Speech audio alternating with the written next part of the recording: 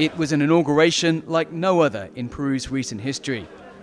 Pedro Castillo, the son of rural peasant farmers, took office on July the 28th. The schoolteacher became president of the bitterly divided country after the narrowest of electoral victories.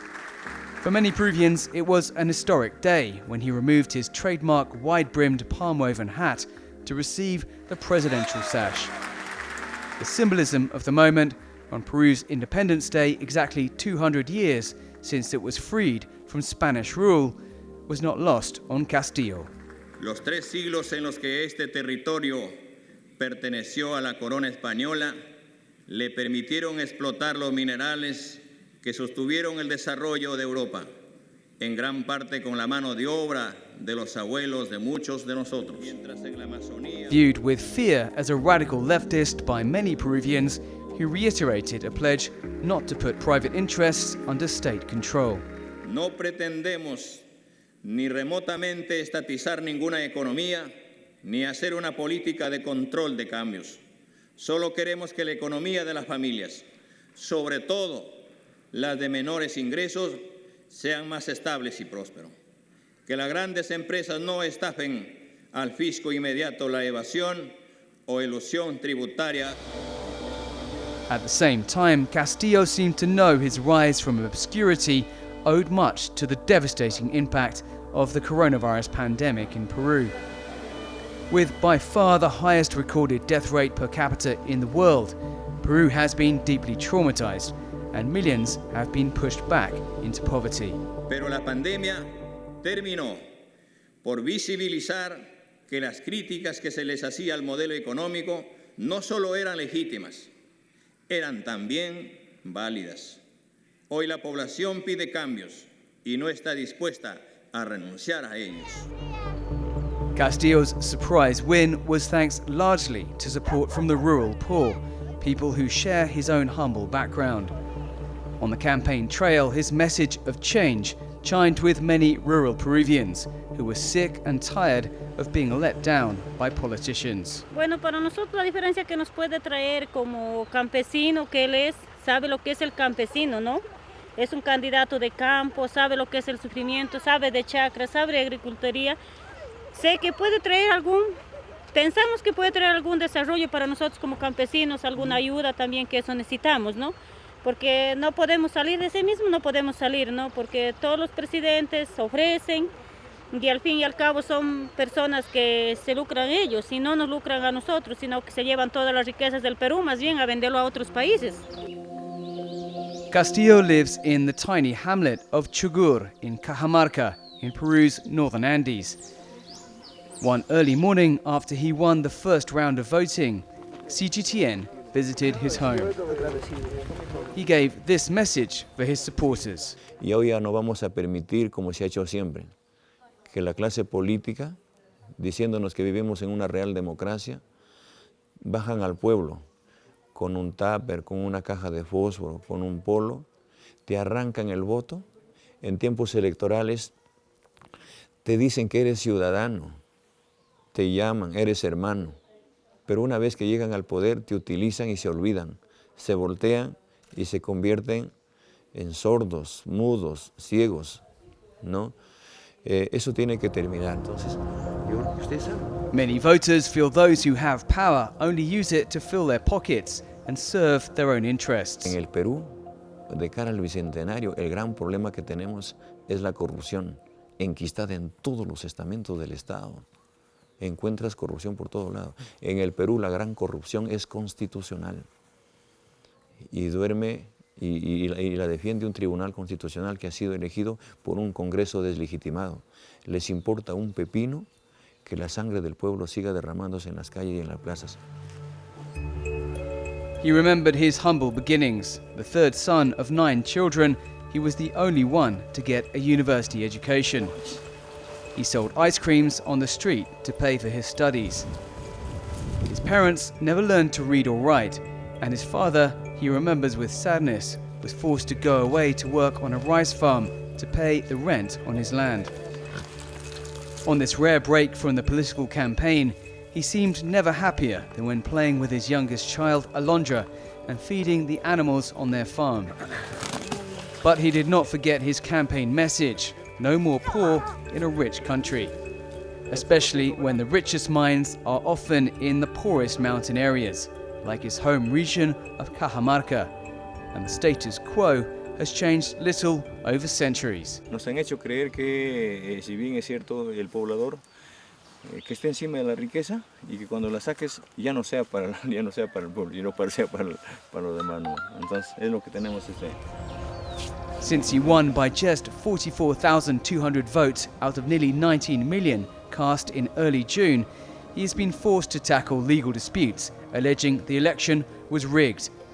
His opponent, Keiko Fujimori, cried fraud, but after a month and a half, her challenges were rejected. That left Castillo just 9 days to organize a transition from the previous administration. From the green hills of Cajamarca to the bustling streets of downtown Lima, Pedro Castillo must adapt from being a rural teacher to the leader of his nation, and he must govern a country which has been split down the middle. His humble origins are part of his appeal for provincial Peruvians, who celebrate his election victory with a feeling that finally one of their own will govern their country. Y es por eso nuestra esperanza de este gobierno que luche y que trabaje para todos los peruanos en igualdad de condiciones. But the 51-year-old union leader faces huge challenges. He must tackle the world's deadliest COVID-19 outbreak and faces weak congressional support in a divided nation. What's more, analysts say he got off on the wrong foot from the outset, appointing a cabinet full of hard-left, unpopular ministers from his Peru Libre party. Es un error cuando uno cree que el Perú ha dado un giro a la izquierda, y ese es un error que comete principalmente el propio presidente de la República y por lo tanto su entorno, entre ellos el señor Vladimir Cerrón, que creen que hay una demanda de un movimiento tipo Bolivia, o que la gente quiere que se dé la vuelta a la tortilla, que la gente quiere algo como el comunismo o el marxismo. La gente lo que quiere cambio, y cuando hablamos de cambios, por ejemplo, quiere gente que entre a la administración pública a no robar. Peruvians are weary of the corruption and the political instability that has churned through 2 Congresses and 4 presidents in 5 years. But Castillo's start in power has done little to ease that tension, says political scientist Eduardo Jargent. He's not Lula or Evo Morales coming from popular associations with a lot of experience in politics and hardball politics, no, like with negotiations, and he hasn't had any kind of political career. So it's a huge challenge for someone that doesn't seem accustomed to that kind of political and geopolitical challenges, no? Because this now transcends Peru, obviously. What's more, Castillo's cabinet nominations of mostly radical leftists from his party has pushed the Peruvian currency to its lowest levels in years. For the first time, the Peruvian sol dropped to 4 to the dollar, pushing up the prices of staple products like chicken and cooking oil. However, the nomination as finance minister of a moderate leftist economist, Pedro Franque, calmed some of the worst fears. We have stated that the central bank autonomy will be fully respected. That's in our constitution. The central bank's head, Julio Velarde, agreed to stay for 5 more years. Resource nationalization would be ruled out, Franque told CGTN. Our policy will be getting more resources from the mining sector towards the state, bigger taxes, but not transferring the property of the companies from private to the state. No? Private companies will continue to be private companies in the hands where they are now, and the change we want to make is, change the revenue part of the relationship between the state and the mining companies. Peru's economy has been one of Latin America's best performers since the start of the century, but a large part of the country that voted for Castillo feels left out. That sense of exclusion was made much worse by the pandemic, as poverty rose by 10%. In a symbolic gesture, Castillo got vaccinated and encouraged Peruvians to do the same.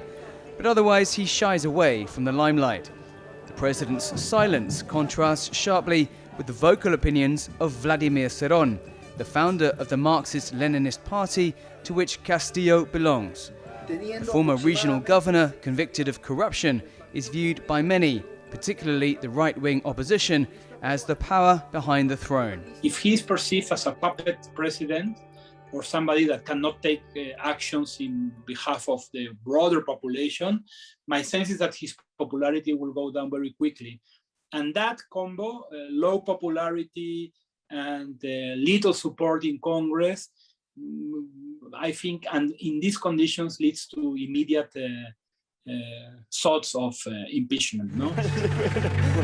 In Peru's fragile democracy, much hinges on Castillo making his mark as a figure in his own right, says Peñaflor. El Perú podría iniciar una etapa de cambios, pero él está corriendo el gran riesgo de defraudar las expectativas legítimas de un sector importante de la población peruana que lo que quiere es cambio. O sea, él puede terminar enterrando esa posibilidad. Castillo has proven himself to be a leader in his community and has won the trust of millions of Peruvians, particularly in the countryside. He won those votes because he looks and sounds nothing like a typical politician. But he'll have to play Peru's rough and tumble political game to see out his 5-year term. Ciego, ¿te alistas para la promo?